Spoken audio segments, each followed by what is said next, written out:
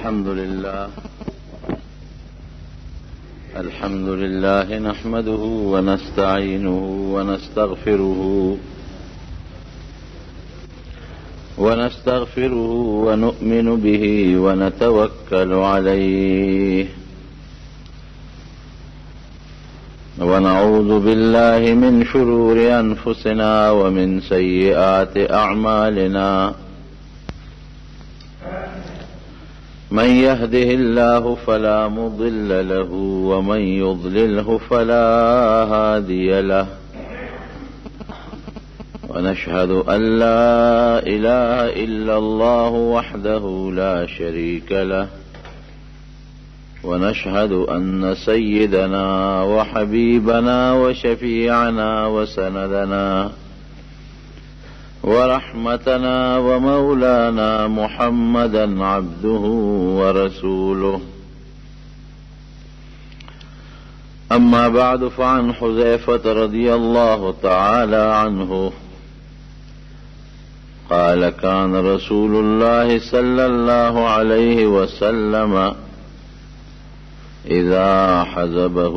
أمر فزع إلى الصلاة أو كما قال. دا نبی کریم صلی اللہ علیہ وسلم یو صحابی دے حضرت حذیفہ رضی اللہ عنہ اغا فرمائی چی کلبم نبی علیہ السلام تداسی یو کار را مخک شو چی اغا با دا پریشانے و دا خفگان باو او نبی علیہ السلام مبارک بور باندے خپکے دو فزع الى الصلاة نو حیبت سر بزر مستودرے دو اللہ تب رجوع کلو مانز باندے بودرے دو. نن سبا اکثر مرگری دا شکایت کئی چیرت فلان کی مشکلات تے سوک دا مقدمین فریاد کئی، سوک دا دشمن فریاد کئی، سوک دا مال و دولت دا کمی فریاد کئی، سوک دا تجارت فریاد کئی. دنیا کی جو سڑی اسی گی نو دا مشکلات و مصیبتوں نے انسان تا خامخا راځي، لیکن دا سنده چی دا دے حل نی. دا ہر یو تکلیف و دا مصیبت و دا پریشان حل شتا او دا طول و آسان علاج ما چکم حدیث پاک در تولس پدے کے دے چی کلم در تا پریشانی راشی، تکلیف راشی، مصیبت راشی، بیماری راشی، مقدمہ راشی، تجارت دا تاوان شی، کاروبار کے فیدنی، فوراً لال شو اللہ تودرے گے منزو کا، تہجدوں کا، نفلونوں کا. دا نبی کریم صلی اللہ علیہ وسلم مبارک طریقہ وا. اذا حزبه امر فزع الى الصلاة چی یو کار با پریشان کو، یو مصیبت برا پیخ شو نو ضرب من ڈیکڑی فوراً بلاڑ واللہ تب مانزت ادرید. حضرت عائشہ صدیقہ رضی اللہ عنہ فرمائی چی اوزل نبی علیہ السلام مبارک راغ ماسخوتن چی بستر باندې سم لاس نو دید منځ شورو کو ولار دے اوگد قیام کئی او پک جاڑی بیا رکو لال پر رکو کیم جړل در رکو نه چې سر مبارک را پور تک بیا جړل چې سجدے لال بیا جړل بیا پدوے مسجدہ کی جړل ټول شپه دا منځونه وکړل ولاړ بو او جړا به کول تر دې حد پورې چې حضرت بلال ورته راغی وی سیب د مانځه وخت د سار مانځل راځه وی ما په رحم راغی او په نبی علیہ السلام خپه شوم چې خدای څه چل شوی دی. ټول شپه په مانځه ولاړ او بیا په مانځه کې جاړه. ایما وته چې د الله رسول تا ته خو الله مخکې رستوار څه بخلی دي نو دا دومره تکلیف دی په ځان ولې تېر کړه چې ټوله شپه الله ته ودرېدی او عبادت دې وکړو او دې ژړل وی فرمایل چې ښه نو الله راته مخکې وروستو هر څه معاف کړل افلا اکون عبدا شکورا نو بیا خو پکار چې د دې نه زیات عبادت وکړم او د الله د دغه نعمت شکریا ادا کړم. دا زمونږ د حضور پاک مبارک حالت دی. عائشہ صدیقہ رضی اللہ عنہ فرمائی یو ځل راویښه شوم د شپې نبی علیہ السلام نشته تیاره و لاس مې وتپو کوټه کې نو ویرېدم چې هسې نه چې ته څه تکلیف ورته څوک ونه رسوي جومات ته راووتم تیاره و په جومات کې مې چې لاس تپو نو د نبی علیہ السلام مبارک په خپو مې لاسو لګېده او خپې یې ولاړې وې او نبی علیہ السلام په سجده پروت او یو بله موقع کې چې مې سترګې وغوړولې نبی علیہ السلام مبارک نو وی چې نو نبی علیہ السلام نو بار روتم بار جماعت کې نشته فاطمه رضی الله عنها کله لاړم چې ممکن د کاغې کوي بیبیانو په کورونو کې مټولو کې وکتنو علي صاحب را پاسې د غسلم سودا شو چې حضور پاک د شپې څه شو وی رانه مخکې مونږ ورپسې وو د بقي مقبرې ته لاړو وی الته نبی علیہ السلام په سجده پروت دی الله ته جاړي او په سجده د پاسه په ځمکې تندې مبارک لګولی دی. دا د حضور پاک مبارک حالتو چې کله به نبی علیہ السلام مبارک ته څه قسمه تکلیف یا څه یره یا څه پریشانی یا څه بل څه لانجه پیښه شوه ضرورت او شپې ته نه دي کتلې خو بس نبی علیہ السلام بس جمعات ته یا په خپل کور کې یا یو ځای ته یا بل ځای ته وتی دی او الله ته سجده کړې ده مونځ یې کړی دی فریاد یې ورته کړی دی. دا طریقه وه صلات توبه ګوره وی چې کله څه مصیبت درته جوړ شي او په ګناو یریږې توبه وباسه صلات توبه ورته وایي گناہونه دی ډیری او پاغ خپل گناه یریږي صلات تسبیح کوا دا غي مونږ درته خولې دي چې د سفر نه بکله نبی علیہ السلام واپس راغی لومبي به جمعات ته ننوت مونږ به وکړو دا غي نه پس به کورته ته نو زمارونو دا حضور پاک مبارک مونږ ته یو طریقه خولې ده چې کلم څه قسمه پریشانی انسان ته پیښ شي دې فوراً الله ته رجوع کوي الله ته دې ودرېږي دا خو زمونږ عقیده و ایمان دی چې دا مصیبت الله راولي او لرې کوونکی هم د الله ذات دی بې د الله نه بل څوک مصیبت راوستی نشي او بغیر د الله نه بل څوک لرکولی نشي نو چې الله در باندې مصیبت او تکلیف راوست او بوتلونکې لرکوونکی هم الله دی نو قمقل سړی بیا ولې الله ته نه ودرېږي. کوفه کې یو سوداګرو نیک سړی و امانتګر خلکو به خپل امانتونه هغه سره یې ښودل پخوا خو پیاده سفر یې وی نو دی د خپل کلي نه د تجارت په غرض روان شو چې ته بل علاقې ته ته هغه خپل څاروي اس ورسره دی او د خوردنوش د خوراک سامان وغیره م ورسره دی خو چې لږ غوندې د کلي نه یو کوټې بار ووته نو یو سړی یو مسافر ورته ولاړ دی اوس کاکا لږ ودرېږه څه وی ته چېرته ځې کاکا زه خو فلانکې علاقې ته ځم دا مسافر ځان یې ورته داسې عجزه کمزورې کوي ما به ځان سره بو نه دی کرۍ به هم درکم اوس خلک په دې موټرو او سوزکو کې په کرۍ ځي ابه په اسونو او په خرو باندې او په اوښانو باندې خلکو کرایانې کولې سورلی به یې پې بوتلې زه خو خپل څاروی دی دی وایي چې یاره زه خو هسې م روان یم او ځمه راشه دا لا ښه خبره ده کرۍ به م ترې والم ا د لارې ملګري به مې شي که نه یوازې به څه سفر کوم دا به مې بل ملګري شي وی بس ټیک د په کرۍ ورسره خبره وکړه او دواړه روان شو دا چې کوم سوداګر دی دی په عامه لار روان دی په کومه چې به مخکې دی ته جاري لاره وه چې سمنځ سفر یو که دوه لارې دي. نو سوداګر په هغه خپله لار ته دا مسافر ملګری ورته وایي چې هلکه په دې لار لاړ شه. او ورته دا خو ما ته نه معلوم وي، دا خو ډېره لنډه ده. وایي زه ما ته نه معلومه وي، ما ته معلومه ده که نه هغه ملګری ورته وایي دا ډېره نږدې لار ده او ما ته معلومه ده او زر به پرې ورسو. او دا ته چې په کومه دی دا خو ډېره اوږده ده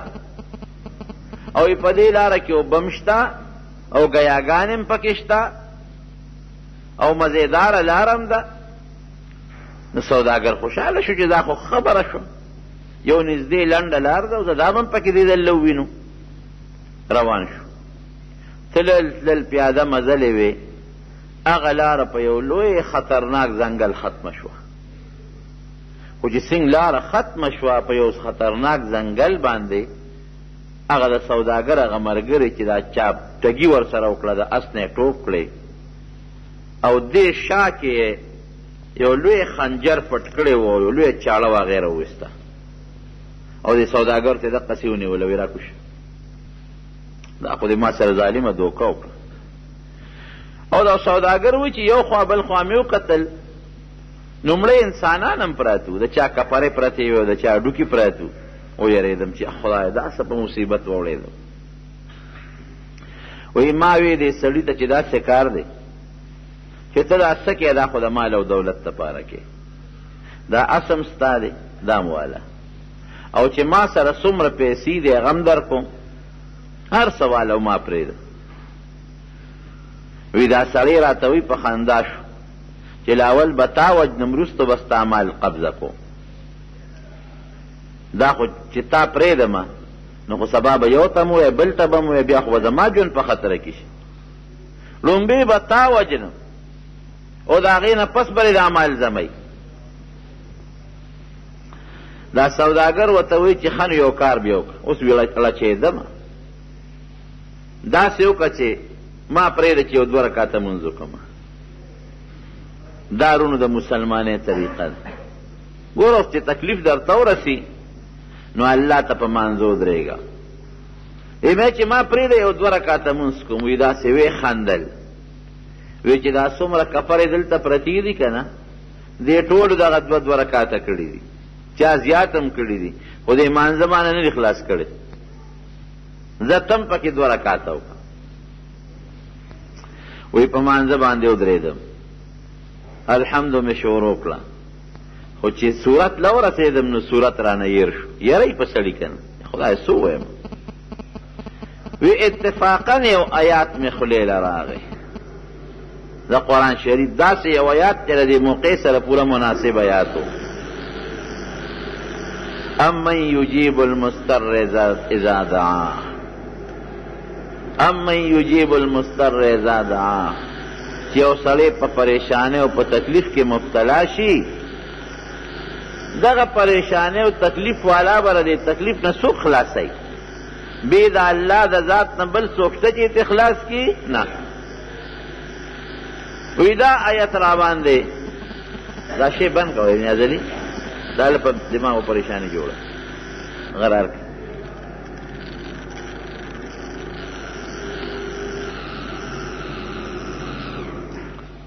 نو دا آیات را باندې فوراً میں اللہ دے خلی لرا وسط موقع مناسب. امن یجیب المضطر اذا دعاه، چې یو سړی پریشان شي او الله ته سوال وکړي نو پریشانی ولا ما سوا د الله نه به څوک ختمه کې نشي ختمولی. وی دا آیات چې مې څنګه د خولې نه ووت ورپسې نور رانه هر څه یېر دي. وی دې کې مې د اسونو ټپار واورېده د خپو، څوک شاه سوار را روان دی او په تیزۍ را روان دی. وی دا ګنکب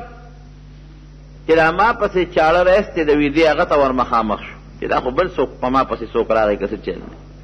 وی هغه شاه سوار چې را نږدې شو که نه، هغه سره یو نیزه وه. وی دغه غل دغه ډاکو یې په هغه نیزه باندې وو، یو غزار یې ورکړ، یو مضبوط شلقې ته وویسته او ویې غورځو او یې اور پې بل شو په هغه ډاکو باندې، لمبې ته خېچ. وی زه د خوشحالۍ نه په سجده پرېوتم، مونځ پرانه پاتې شو چې سر مې راوچت کړ. اوس هغه شاه سوار د اس نه راکوز دی او نیزه ورسره ده. وی ما ته ویې ښه په اطمینان مونځ وکړه، الله د غټ مصیبت اخلاص کړ. وی میں چې ته څوک یې؟ اوس په هغه ګڼکپ اور بلیږي، لمبي دي پې مردار پروت دی. وی ما ته وی چې زه دې آیات امن یجیب المضطر اذا دعا د دې غلام یم. تا چې کله په مانځه ودرېدې الله ته دې رجوع وکړه، نو د اسمان د الله د اسمانونه اجړقې دی. وی مونږ وی چې څه ناشنا کار خو پېښ دی. وی چې بیا دې صورت شروع که سوره فاتحه او دا آیات ته چې امن یجیب المضطر، وی الله فرشتو ته اعلان وکړه چې فلان کی ځای کې زما یو بنده دی او ما ته فریاد وکړه څوک به ور ورسي. وی ما وی چې الله ما له اجازت راکړه زه ور رسم امداد یې کوم. نو تعالی دا آیات د خولې نه خلاص کړی نو چې زه امداد لره ورسېدم. زه فرشته او د دغې آیت غلام یم. واقعي رونو زمون عقیده بدی او زمون ایمان بدی چې مصیبت راوستون کې الله دی او لرې کوون کې هم الله دی، او د مصیبت نه بغیر د الله نه بل څوک خلاصولی نشي. او الله ته د رجوع کېدو او الله ته د مخامخ کېدو د فریاد بهترینه طریقه منځ دی. منځ الله په ډېر خوشحالیږي. محمد ابن سیرین یو تابعی دی، لوی عالم دی. اوی وی که الله پاک د قیامت پر ورځ مال اختیار راکړي چې منځ کې او که جنت ته دی، کم یو دی خوښ دی؟ وی زه به یم چې الله 2 رکعته منځ کوم جنت ته نه ځم. شاګردان ورته وایي ساده دا منځ خو خلک د جنت دپاره کوي. دنیا کې چې خلک منځونه کوي او روجې نیسي او جهادونه کوي هغه ټول د جنت دپاره کوي.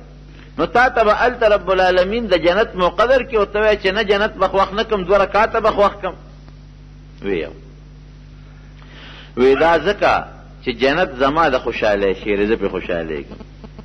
او په 2 رکعاته مونځ الله خوشحالیږي. نو خپله خوشحالي به وروسته کم او د الله خوشحالي به مخکې کم. نو چې څوک الله خوشحالي اچت هم نه خفه کېږي. نو مونځ د الله د خوشحالی شی دی. زمونږ صحابه کرامو ته چې کلم تکلیف پیښ دی، دقس یو تکلیف زید ابن حارثه رضی الله عنه ته پیښ شو. په یو موقع د طائف په سفر روانو، د عرفات نه بعد مصیبت ورته پیښ شو. غلا او ډاکوان ورته پیښ شو. چې پیښ شو نو هغه غل ډاکونه سوال وکړو، وی مال یو موقع راکړه یو 2 رکعاته مونځ کوم. هغه ور پورې وخندل، وی زمړه وی داسې ډېر مې وجلي دي منځونه را نه خلاص کړي. هغه تم دقه واقعه پیښه ده چې څنګه هغه 2 رکعاته مونځ ته ودرېده او الله ته رجوع کړه، د اسمان نه فرشته راغله او د هغه ډاکونه خلاص کړ. بل یو لوی صحابي دی حضرت خبیب رضی الله عنه، کافرانو نیولو د مکې مشرکانو او د مکې مکرمې نه بار یې وویستو تنعیم ته چې دا کم ځای نه اوس خلک د عمرې نیتونه کوي، هلته یې وویست او یو لوی لرګي ورته ښخ کړی په سولیکه یې میخونه یې وله په وجود ټکوال. او ورته څه وایي؟ وی ما له د یو 2 رکعاتو مونځو موقع راکړه، 2 رکعاته مونځ یې وکړه. خو هغه په دې خیال ونه کړه چې د کافرو نه خلاص شم. هغه وی راشه د دنیا اخیري وخت چې الله ته په رجوع تېره کړم، په مانځې تېره کړم. وی 2 رکعاته مونځ مې وکړ او بیا مې کافرو ته بیا مخ ور واړو. دا یو کافر په هغه موقع ولاړ وروسته مسلمان شو په خپله وی. وی چې مونځ یې وکړو مونږ ته مخ را واړو، وی یاره ډېر زیات خوند یې مونځ راکړه. تاسو به وایئ چې د مرګ نه یریږي، ګنې اوس په مې دا مونځ لږ اوږد کړی وی. دا لنډ مې ځکه وکړو چې تاسو په ما دا ګمان ونه کړئ چې دی ګنې د مرګه یریږي.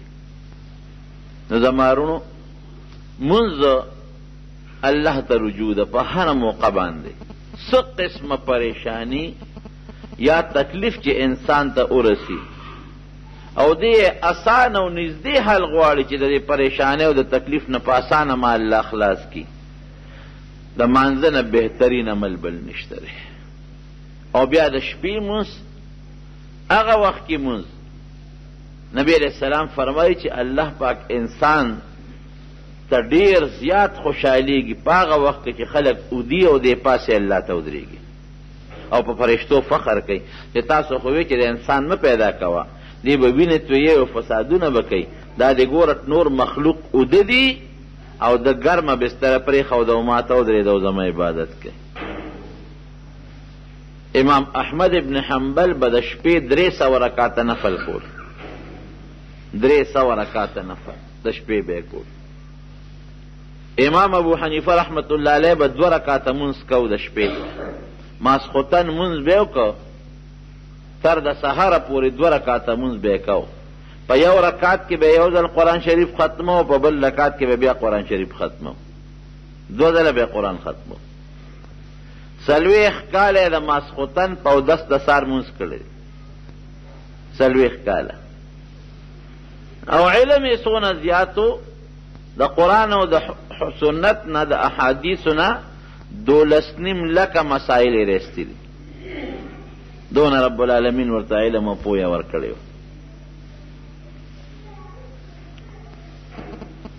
نو منځ بهترین عمل دی ورونو دا الله د خوشحاله عمل دی او نبی علیہ السلام ورته معراج المؤمن ویلی دی چې دا د مسلمان معراج دی لکه حضور پاک مبارک چې الله تعالی او الله سره ملاقات وکړ دغه رنګ یو سړی کوي چې دا الله سره معراج کوم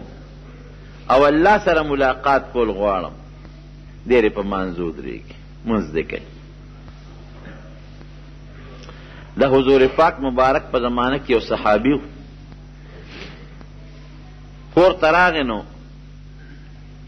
بیبي ورته فریاد وکړ کور کې تپوس کوي وي د خوراک څه شته ډوډۍ راوړه بیبي ورته وایي تا څه راوړي دي ټول ورځ جومات کې ناست دی منځونه کې ورسره د کور ګاونډ دی سړو ته وګوره څوک ځان له پټو کې خدمت کوي څوک تجارت کوي او ته منډه کې جومات ته وراشې ډوډۍ راو ډوډۍ د کوم ځای راوړم تاسو اوړه راوړي دي ما دله پخ کړي دي دی لاړ جومات 2 رکعاته مونځ یې وکړ او د مانځه نه پس بیا کور ته راغی ښځې ته ویې ښځې څه شته او ورته تا څه راوړي دي تش تور لاړی او تش رالی او څه شته موږ هم نار یو بچي دې هم نار دي بیا لاړ جومات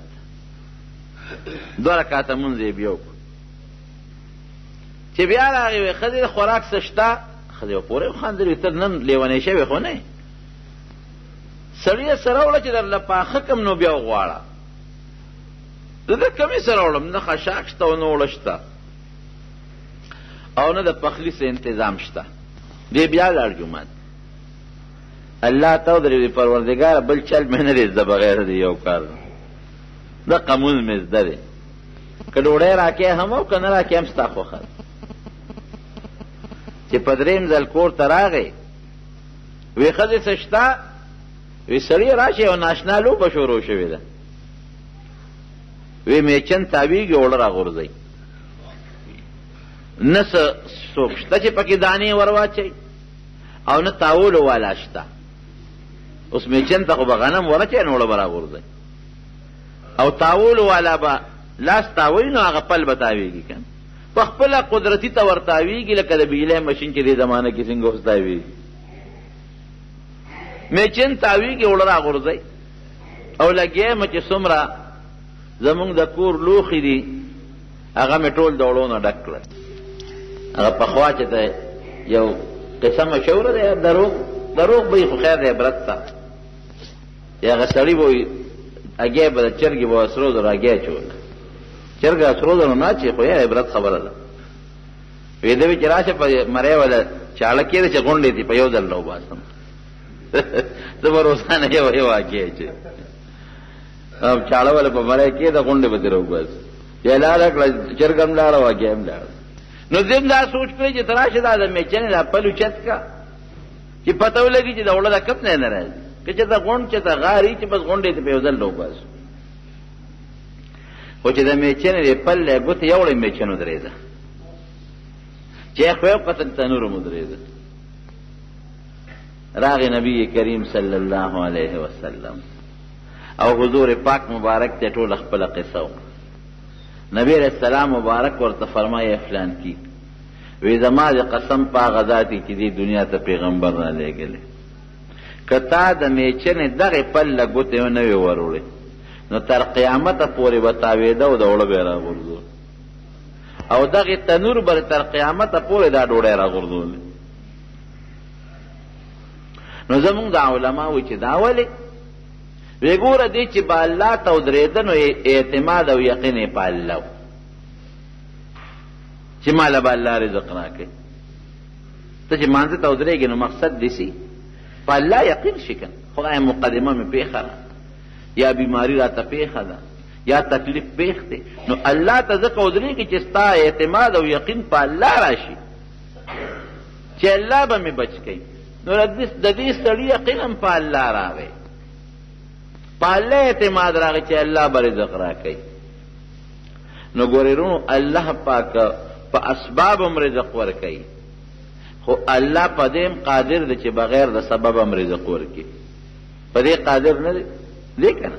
تېره جمعه د نبي علیه السلام معجزې مې درته بیان نه کړې هېڅ سبب به نو او پروردګار به رزق ورکو یو جام اوبو باندې کې به دونه ډېرې شوې چې ټول صحابه کرام به ور باندې ماړه شو نو بې سبب هم الله رزق ورکولی شي په دې قادر دی نو د دې سړي چې کله اعتماد په الله شو او الله سره دا خبره کلکه کړه چې پروردګار ته به دا روزي او رزق راکړي چې تا نه راکړې که نه نو نه تجارت لازم او نه بل خوازم دا الله کولی شي خو ګورې دی په دنیا کې ځان له عادت نه دی جوړ کړی نو چې دې څنګه راغی او د میچنې پلې ګوتې یوړې نو هغه اعتماد یې بدل شو دې خو یې سوچ راغی چېره دا غنم د کمې راځي دا وړه د کمې راځي هغه چې په رب العالمین یې کم یقین و هغې نه توجه دې بل خوا شوه دا نه چې ګنې په الله یقین ختم شو نه اورېږه ګورم چې دا غنم د کمې یعنې هغه سبب ته نظر شو نو چې سبب ته نظر شو نو بس الله تعالی خبر اسبابو ته پرېښود ظاهري کې خو بیا غنم نو سبب نو میچن بنده شو او دا حقیقت دی ګورې په دې مونځ کې حکمت دا دی چې ستا یقین محکم او کلک عقیده پر رب العالمین راشي یو سړی دې ضمن کې د عبرت یو خبره درته وکړه یو سړی هغه وی چې خدای پاکه ډوډۍ دې نه راکړې که نه او دې خولې ته دې راله نه را دننه کړې دې خولې ته نو شخوند به هم پې ونه وه دا پوره متوکل باید سړی خو زه وي د اوړه راکړم ځان له به پاخه کړم ادې وی نه اوړه پخلی خو څه کوې چې ګوتې به هم ورته نه ښکته کومه چې دې خولې لی راله راوړئ نو دونه امتحانونه به الله سره نه کوي الله دا کار کولی شي دا چې نه شي کولی چې کوم سړی په کټ کې مریض پروت دی دله دې خولې له دا ډوډۍ څوک رسوي الله رسوي که نه بل سړی ورته مجبوره کي هغه خدمت ته راولي او دې خولې له ورته نوړی اوچتوي خو نه د امتحانونه په الله به نه کوي ده وی داسې کوم الله وی دورېږه زم در سره دا چل کوم لاړ د خپل کور وطن نه که دلته غواړه دلته یې خو ښځه به راله خولې له ډوډۍ راوړي بچي به یې راوړي چېرته یو دشته کې ځان له یو جونګړه جوړه کړه د دریاب په غاړه باندې و هغې کې دیره شو او بس ناست دی الله ته هم په دې سوچ دی چې خدای تا ماله خوراک دی خولې له نه راوړې که نه نو شخوند به هم پې نه وه که دې مخکې مې پروت یې مې نه راوچتو یو ورځ پې تېره شوه دویمه پې تېره شوه نارې پې تېرېږي د شپې چې ته دغه علاقه کې غلو غلا وکړه چې غلی څنګه وکړه نو پې باران شو هغې رالل دې جونګړې له د هغې خیال نه چې دې کې لا سړی دی زه خو جونګړه ده چا ځان له جوړه کړې ده سړی به کور ته تللی جونګړه به خالي پرتی نیغ رالل په دا جونګړه ورننوتل چې ننوتله اوس دې پکې پروت دی هغه له هم یارېدله او بیا وایي چې دا سړی هم په دې جونګړه کې پروت دی څوک عبادت به ځان لګوي را پیسو هغې ځان له هغه چې کوم خوراک مراک غلو په هغه کلي کې غلام لا کړې وه خوراک مراک یې ځان له برابر کو باران دی او زول طوفان دی دلته به ځان هم ماړه کو طوفان به ودرېږي زو به ده ته وایي ته مه خوره دله ورکوي چې دله خوراک ورکوي نو دی خوره که نه نو دی ګوتې هم نه ور او خبرې هم نه کوي او چې د غلو کوم مشر و که نه هغه وایي داسې کار دی چې دا سړی یخنی والی دی د ژمي دی سختې هوا والی دی او دا ناجوړه دی او ظالمانو خپل خوراک رستو کې او داسې کو چې لاول دا سړی د څه غم پکار دی ګنې که دا مړ شو که نه او سبا مونږ چې ته ونیوي شو نو ویوي چې دا سړی م تاسو وجلی دی وی ده سره څوک وي بس یخني شوې ده اور ورته بلو مونږ به هم ګرم شو دی به هم ګرم شي اور یې ورته بل کړی چې بل کړی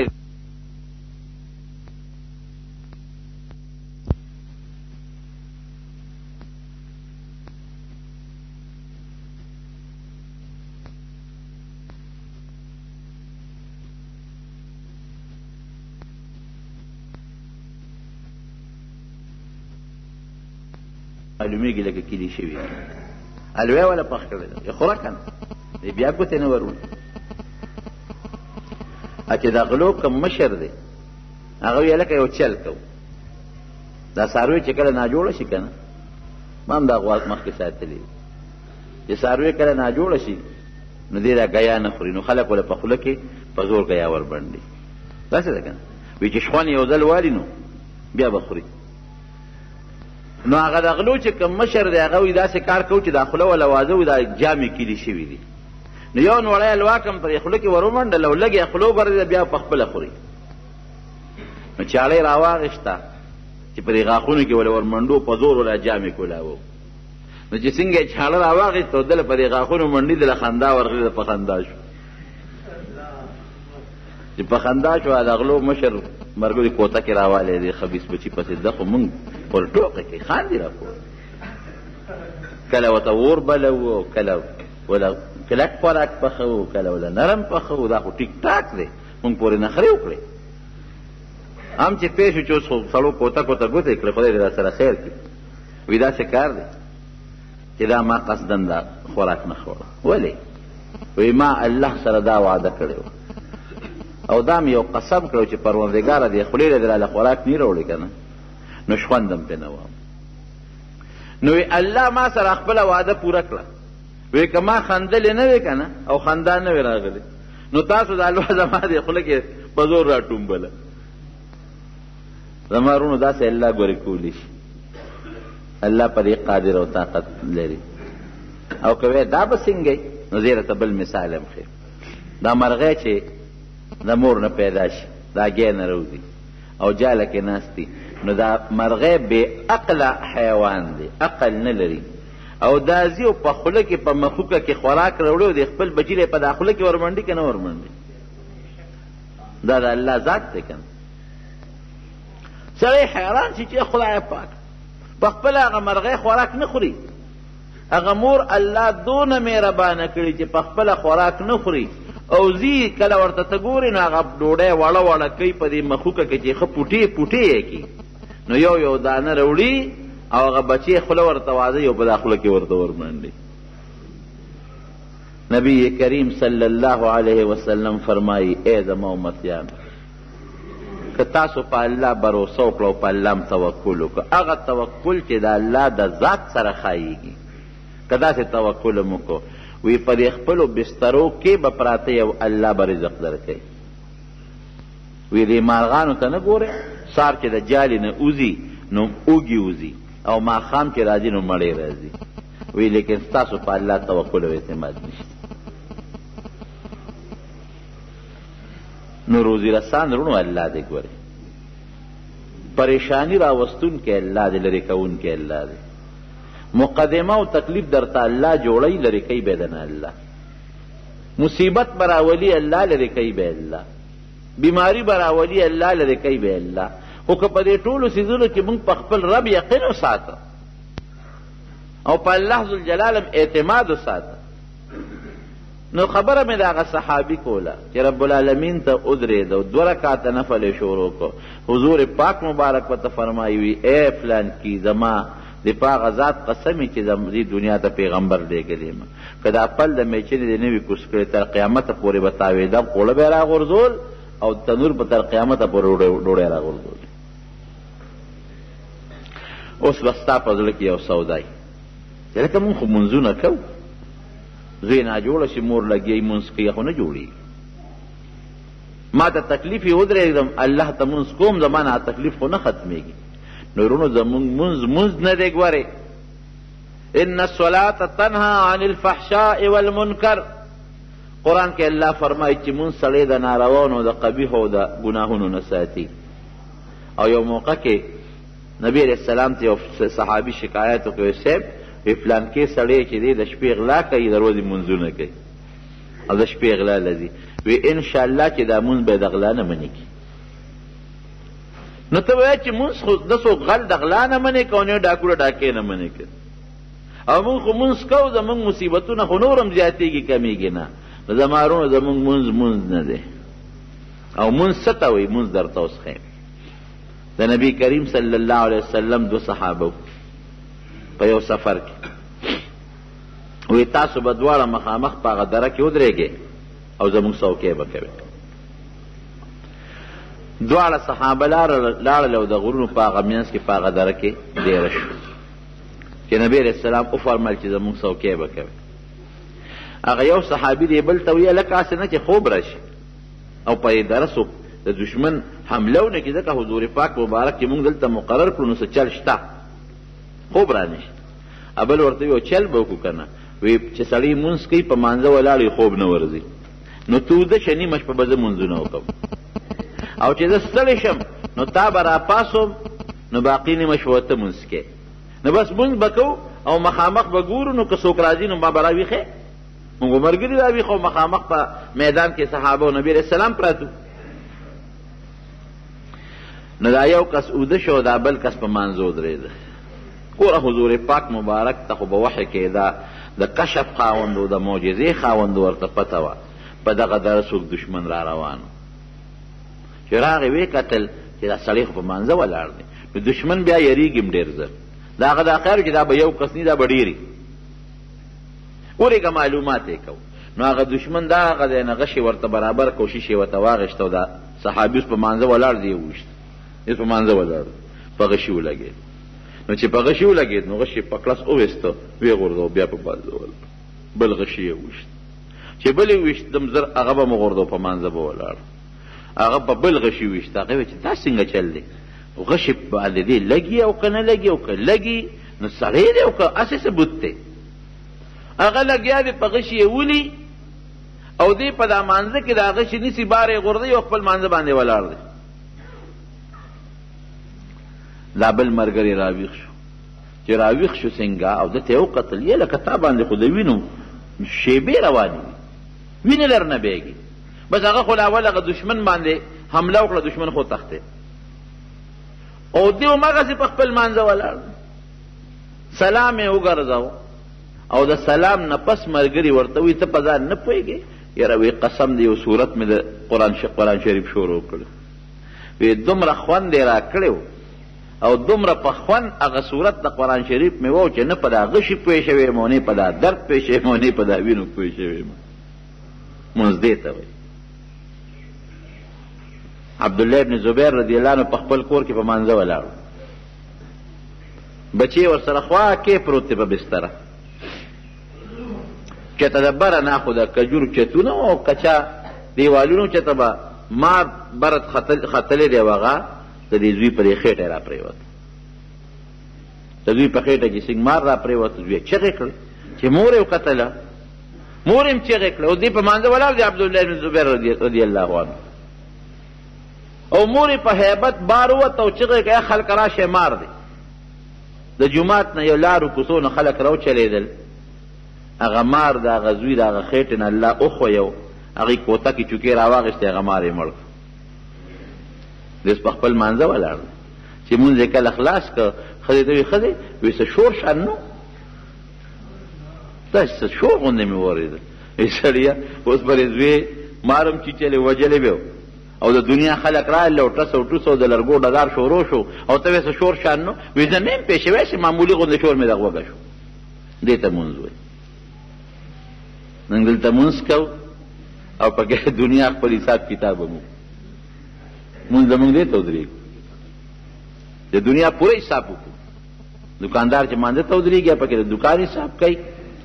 زمیندار چې مانځه ته ودرېږي پکې د پټي حساب کوي، مولا چې مانځه ته ودرېږي خپل سبق پکې زوتی چې کوم سبق بسار وې موسم یې وویل. دا زموږ مونځ دی. یو سړي نه شیشې خو دې وته روک شو، پیسې چته خو دې په خپل فور روکې شوې. چې دې روکې شوې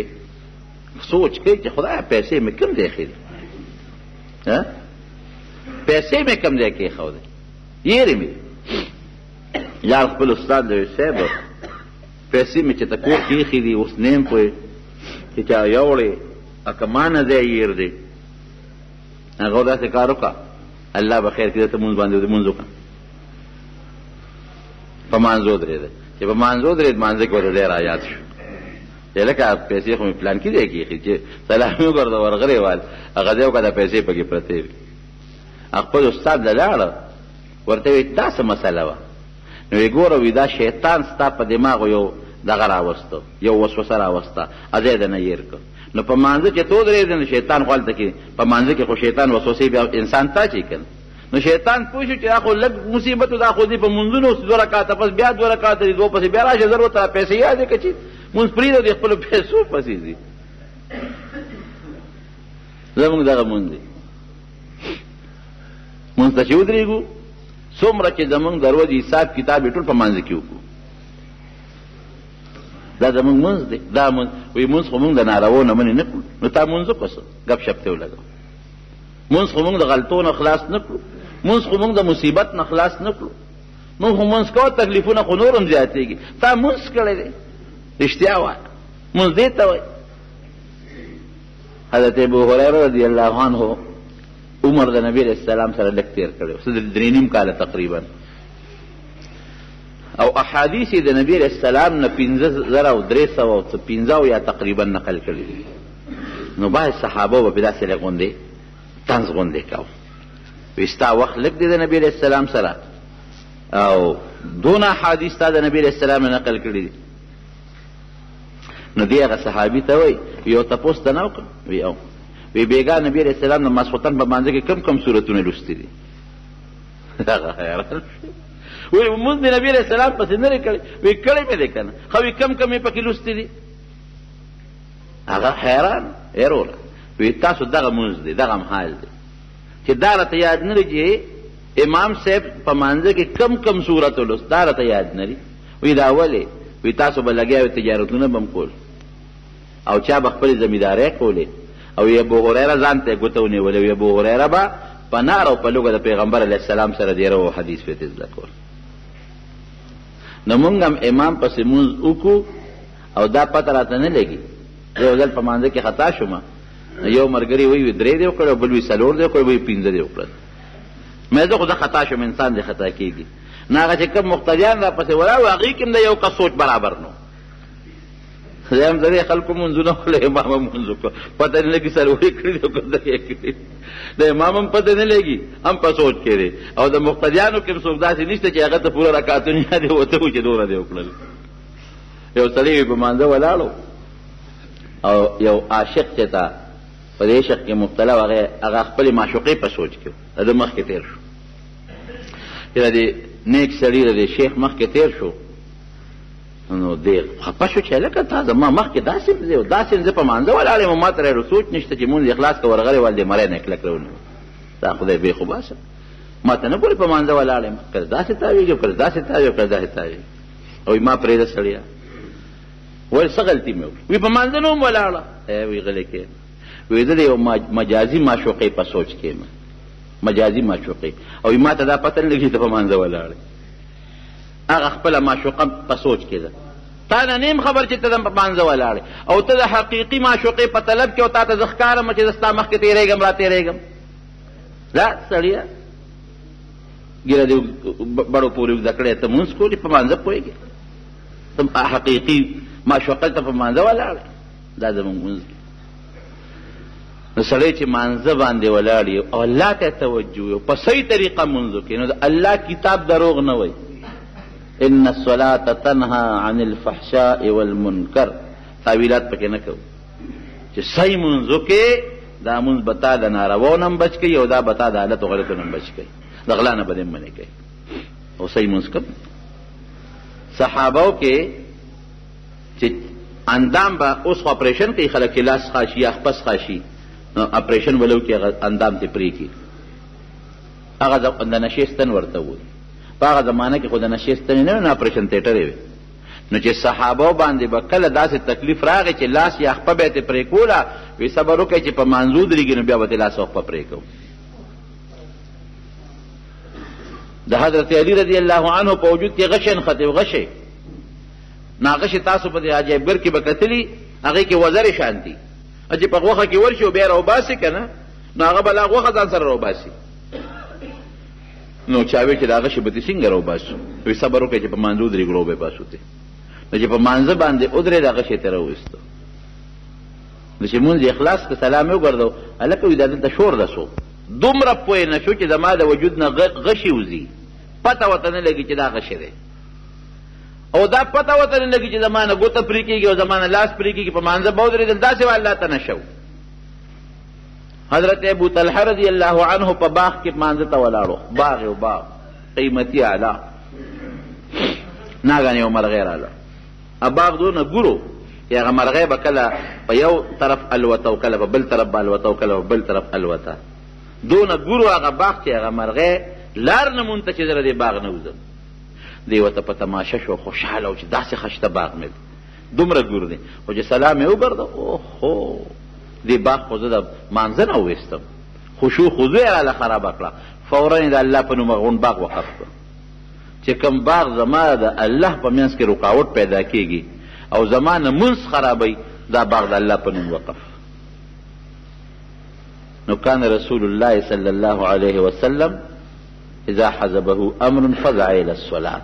دا حضرت حذیفه ابن الیمان رضی الله عنه حدیث دی چې کله به نبی علیہ السلام مبارک ته څه قسمه پریشانی پیښه شوه مانځه ته به ودرېدو. حضرت عباس ته نه وي کاکا راشه یو شی راته ښې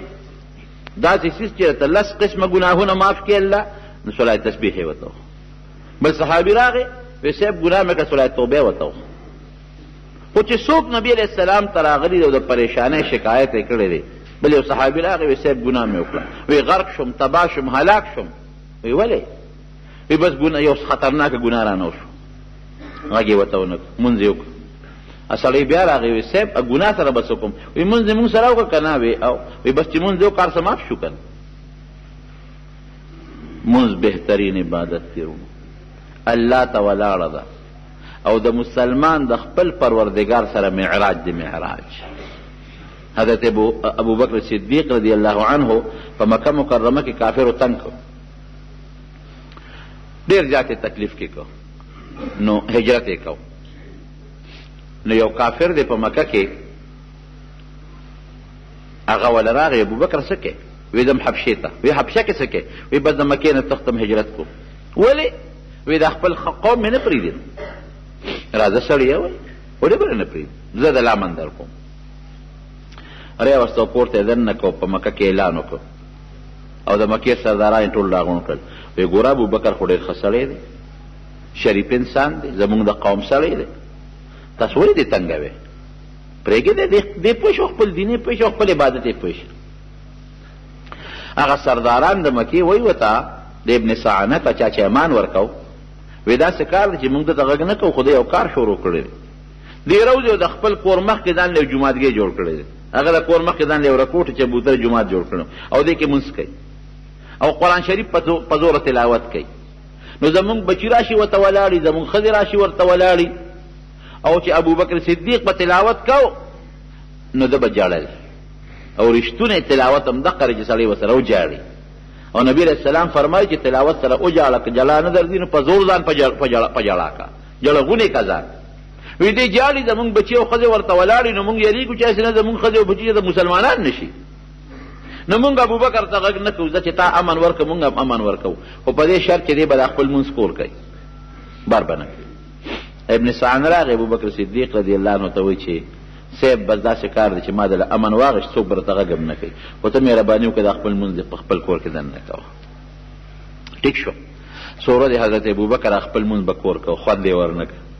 بار راووت بیا هغه خپل جومات کې لارې په غاړه یې ځان له چبوتره جوړه کړې وه په مانځه به ولاړو او په زور زور به تلاوت کو او جړل به.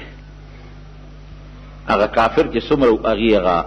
خپل مرګري کافر ته ورغلل وی ګوره تا ابوبکر له امان ورکړ امون ستا په وجه دې پرې خو هغه د هغه خپل شرط خلاف ورزي کړی ده او بیا بار راوته مونږ کوي او زمونږ بچی چې په لاره دي ورته ولاړي زمونږ ښځې ورته په لاره ولاړي مونږ یریږ واسې نه زمونږ بچي او ښځې په فتنه کې پرېونه دي. اسلام ته به فتنه وي دا مسلمانان نشي. یا خو ابوبکر ته وایي چې دا مونږ خپل کور کوي او یا ته خپل امان واپس واله مونږ پیشه ابوبکر پیشه مونږ ښکاره مونږ ته نه پرېږدو پټ څه کوي. هغه کافر راغی ابن سعنا ابوبکر ته وایي چې ابوبکر ګوره تا سره ما شرط ښودی او تا د شرط خلاف ورزي وکړه بیا دې بار مونږ شروع کړو تلاوت په زوره زوره کې او کافر دې ته نه پرېږدي. نو داسې مهرباني وکړه چې یا د ما شرط ومنه خپل کور مونځ کوه او یا ما ته خپل امان واپس کړه ته پوهېږه او کار دې پوهېږه. ابوبکر ورته څه وایي وایي تا ته ما خپل امان واپس کړه ما له د الله او رسول امان کافي دی اره کافي دی دا مونځ نه پرېږدم. هم هلته د کور مخکې دروازې مخکې د جومات کې به ولاړو مونځ به یې کو په زور پکې تلاوت کوه. زمارونو منځ نه بهترین عبادت بل نشته. او بیا د شپې منځ چې تهجد ورته وایي. حضور پاک مبارک پر رمضان کې عائشہ صدیقه فرمایي ټوله شپه به عبادت کوو مونږ به هم پاسولو چې عبادت کوي او دا ړومبۍ شپه چې به اعتکاف ته کېناسته نو ماسخوتن نه تر ساره پورې به یو شان ولاړو مونځ به یې کوو. تهجد اخیری شپه کې چې کله سبا نه مخکې داسې وخت کې دی پاتې چې دی پکې خپل اودس هم وکړي او کم از کم اته رکعته نبي علیه السلام تهجد کړي دي څلور یې هم کړي دي شپږ یې هم کړي دي اته یې هم کړي لس یې هم کړي دي خو اته رکعته د حضور پاک مبارک لږ زیات معمول و. نو تهجد د شپې دغه وخت الله پاک انسان ته آواز کوي اے انسانه څوک سوالګر شته چې د ولا سوال قبول کړم څوک رزق غوښتونکی شته چې د ډوډۍ ولا ورکړم څوک بخنه غوښتونکی شته چې زه وبخم. دا درې اوازه الله کوي. نورونو چې څه قسمه مشکلات او تکالیف او پریشانی در پیښی الله ته ودرېږئ مونځ کوئ خو مونځ د مونځ په طریقه کوئ. نو دا د الله سره ستا معراج شو لکه څنګه چې حضور پاک مبارک تللی و الله سره معراج کړو نو پروردګار به د هغه پریشانۍ او مصیبتونه هم ختم کړي الله به درنه راضي هم جوړ شي. الله دې مونږه د مونږ پابند جوړ کړي. پریشانۍ وي تکالیف وي غمونه یا الله زمونږ پریشانۍ زمونږ تکالیف زمونږ غمونه الله په خوشحالۍ باندې بدل کړي. ما ته دعا وکړې پرون بیا د ما له غوندې یو کوټې تکلیف و ډاکټر لم بېګا تللی وم اوس مې دا تقریر هم د زړه په زور وکړ یو زړه مې وی مه ځه لږ دمه وکړه نو دعا وکړې چې الله تعالی ما له شفا راکړي او بعضې ملګري په کورونو هسپتالونو کې مریضان دي الله یې ټولو له شفا نصیبه کړي. یا اله العالمین دا ما چې کوم د مانځه متعلق بحث وکړه خدای مال او زما دې ملګرو له پې عمل ورکړي. خدای که چاته مقدمې جوړې دي هسپتالونه ورته پېښ دي خدای د هغې نه اخلاص کړي بخیرت اخلاص کړي. خدای زمونږ د ټولو ملګرو په رزقونو کې برکت پیدا کړي او د دې بشیر جان څه دوستان دي هغې څه دعاګانې دي الله دې وله قبولې کړي او زمونږ د چا چې څه پریشانۍ مشکلات غمونه تکالیفي پروردګاره زمونږ خو ناقص منځونه دي خدا په کامل منځ بدل کړي او موږ د مصیبتونو د پریشانو د دنیا او د آخر د ختمولو ذریعه وګرځي. زمونږ یو ملګری دی جانجي صاحب د هغې تره او بېګا وفات شوي دعا ورته وکړئ چې الله تعالی مغفرت نصیب کړي. نور څومره مردگان وفات دی الله د ټولو مغفرت نصیب کړي او زمونږ د اخر وخت کې الله په خلیدا کریمه نصیب کړي چې لا اله الا الله محمد رسول الله. ګرانو محترمو اوریدونکو د شیخ الحدیث مولانا محمد ادریس صاحب په دې 283 نمبر کیسټ کې تاسو دا بیان واورېده چې مونځ د تمامو مشکلاتو حل دی. دا به تاسو ته پېښور ښار کې بیرون کچرې گیټ اشرف روډ سره فقیر خان ناصر خان کیسټ هاوس کې د ناصر خان او حیدر خان سره ملاویږي. ټیلیفون نمبر دی 255 29 12. د دې نه علاوه د شیخ الحدیث مولانا محمد ادریس صاحب د هر جمعې تقریر به هم تاسو ته د دې دوکان نه ترلاسه کېدی شي. زه د جنګلو دننه ګورم خپل آقا ته ما پرېږدوئ پاک رسول الله ته ما پرېږدوئ پاک رسول الله ته ما پرېږدوئ زه د جنګلو دننه ګورم خپل آقا ته ما پرېږدوئ پاک رسول الله ته ما پرېږدوئ پاک رسول الله ته ما پرېږدوئ او زه د جنګلو دننه ګورم خپل آقا ته ما پرېږدوئ پاک رسول الله ته ما پرېږدوئ پاک رسول الله ته ما پرېږدوئ یما پزړه باندې داغلې اور د هجران مسیزلې او یما